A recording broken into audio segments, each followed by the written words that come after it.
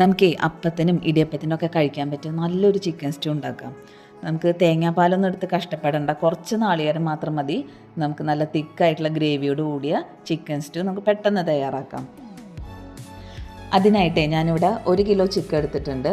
നമുക്കതിലേക്ക് എരിവിനാവശ്യത്തിന് പച്ചമുളക്, പിന്നെ ഒരു മീഡിയം വലിപ്പത്തിലുള്ള ഇഞ്ചി ചതച്ചത്, കറിവേപ്പില, പിന്നെ കുറച്ച് ഉപ്പ്, 1 ടീസ്പൂൺ വെളിച്ചെണ്ണ, പിന്നെ ഒരു 1/4 ഗ്ലാസ് വെള്ളം കുറച്ച് മാത്രം മതി.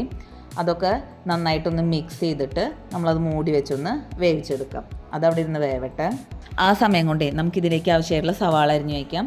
ഞാനിവിടെ ചെറിയ സവാള ആയതുകൊണ്ട് 2 സവാള എടുത്തിട്ടുണ്ട്. വലുതാണെങ്കിൽ 1 എടുത്താലും മതിയാവും. പിന്നെയാണ് നമ്മുടെ സീക്രട്ട് ഇൻഗ്രീഡിയൻറ്റ്. ഞാൻ ഇവിടെ കുറച്ച് നാളികേരം എടുത്തിട്ടുണ്ട്. അതിലേക്ക് നമ്മൾ 1 ടീസ്പൂൺ അരിപ്പൊടിയാണ് ചേർക്കുന്നത്. പിന്നെ നല്ല ചൂടുവെള്ളം ഒഴിച്ചിട്ട് നന്നായിട്ടൊന്ന് പേസ്റ്റ് പോലെ അരച്ചെടുക്കാം. നമ്മൾ അരിപ്പൊടി ചേർത്ത് അരച്ച് കഴിഞ്ഞാൽ കുറച്ച് നാളികേരം ആവശ്യമുള്ളൂ. മാത്രമല്ല നമ്മുടെ ഗ്രേവി നല്ല കൊഴുപ്പോടുകൂടെ നമുക്ക് കിട്ടുകയും ചെയ്യും. നമ്മൾ തേങ്ങാപ്പാൽ ഒഴിച്ച അതേ ഒരു ടേസ്റ്റോടുകൂടെ നമുക്കിത് കഴിക്കുകയും ചെയ്യാം. പിന്നെ ഒരു ചീനച്ചട്ടി അടുപ്പത്ത് വെച്ചിട്ടുണ്ട്. അതിലേക്ക് കുറച്ച് വെളിച്ചെണ്ണ ഒഴിച്ചിട്ട് കറിവേപ്പിലിട്ട് നമ്മൾ നേരത്തെ അരിഞ്ഞ് വെച്ച സവാളയും പിന്നെ കുറച്ച് ഉപ്പും കൂടിയും ചേർത്ത് നന്നായിട്ടൊന്ന് വഴറ്റിയെടുക്കുന്നുണ്ട്. ഉപ്പ് നോക്കിയിട്ട് ചേർത്താൽ മതി. സവാള ഒന്ന് വാടിക്കഴിഞ്ഞ് കഴിഞ്ഞാൽ നമ്മൾ നേരത്തെ വേവിച്ച് വെച്ച ചിക്കൻ്റെ കഷ്ണങ്ങൾ ഇതിലേക്ക് ഇട്ട് കൊടുക്കാം. പിന്നെ നമ്മൾ നേരത്തെ അരച്ച് വെച്ച നാളികേരം അരിപ്പൊടിയും ചേർത്ത് മിക്സിയിൽ ചേർത്ത് കൊടുക്കാം. പിന്നെ ആ മിക്സിയുടെ ജാറിലേക്ക് കുറച്ച് വെള്ളം കൂടെ ചേർത്ത് ഞാനതിൽ ഒഴിച്ചു കൊടുക്കുന്നുണ്ട്. നമുക്ക് ഗ്രേവി എത്ര വേണമെന്ന് വെച്ച് കഴിഞ്ഞാൽ അതിലേക്ക് കുറച്ച് വെള്ളം കൂടെ ചേർക്കാം. നല്ല തിളച്ച വെള്ളം മാത്രമേ ചേർക്കാൻ പാടുള്ളൂ.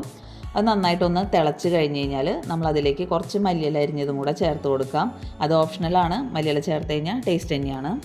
തേങ്ങയുടെ 1-ാം പാലും 2-ാം പാലും ഒന്നും എടുത്ത് കഷ്ടപ്പെടാതെ വളരെ എളുപ്പത്തിൽ പെട്ടെന്ന് നമ്മുടെ ചിക്കൻ സ്റ്റൂ തയ്യാറായില്ലേ. ഇത് കഴിക്കാനും അടിപൊളി ടേസ്റ്റാണ്. എല്ലാവരും ഒന്ന് ട്രൈ ചെയ്ത് നോക്കിയിട്ട് നിങ്ങളുടെ കമൻറ്റ്സ് അറിയിക്കണം കേട്ടോ. അപ്പോൾ വീഡിയോ ഇഷ്ടമായാൽ എല്ലാവരും ലൈക്ക് ചെയ്യുക, ഷെയർ ചെയ്യുക, കമൻറ്റ് ചെയ്യുക, സബ്സ്ക്രൈബ് ചെയ്യുക. നമുക്ക് അടുത്ത വീഡിയോയിൽ വീണ്ടും കാണാം. താങ്ക്